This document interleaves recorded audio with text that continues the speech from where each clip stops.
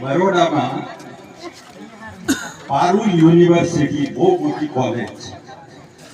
અને ત્યાં બધા કોલેજના છોકરા મારે ત્યાં જવાનું થયું ને એ છોકરાઓમાંથી એ લોકો આવીને ફોટા પડાવતા હતા તો એમાંથી એકે કહ્યું અંકલ અમારી એક ફરમાઈશ બોલો મને કે અમને પેલો માણકાનો ઘા સાંભળ્યો મેં કીધું તમે કોલેજમાં છો અને આ તો લગભગ